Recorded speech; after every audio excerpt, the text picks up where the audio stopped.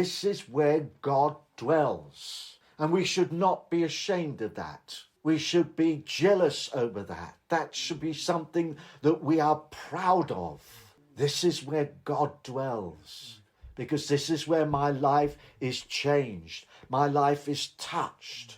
My life is different every time we meet together. That should be an experience. And if a church is not experiencing that, then it has to stop and find out where it's going wrong. So there is a second thing then to consider, being grounded and rooted in faith. A grounded and rooted faith requires Christ's body. And this is the least understood. This seems to be a huge blockage to many Christians understanding the true body of Christ, because our faith, to be grounded and rooted, needs the body of Christ. This is where he changes us and touches us and delivers us for that very purpose.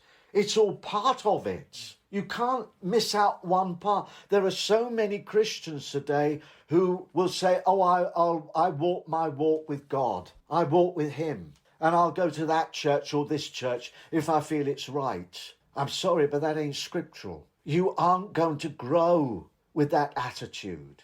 And that is the difference. And this is why it's very difficult to try and get this one over to a lot of believers, particularly those who have been damaged by ministry or by eldership or whatever it is. They build a barrier, and that they're not going to trust anything or anyone anymore. I'm only going to trust the Lord.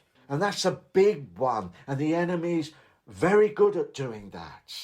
But I remember the Lord showed me years and years and years back when I inquired about him on this. Lord, how do I as a pastor get over that one? I'm meeting so many damaged Christians and everything.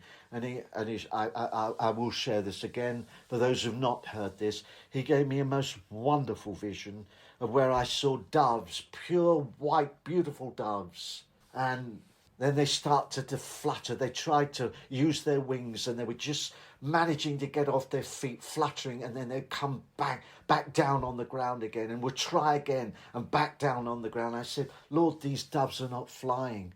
And he said, look closer. And as I looked closer, one of the wings was broken. And he said, I've called you to such an hour in which I'm going to heal those wings through your ministry. It was profound, and I've never forgotten that.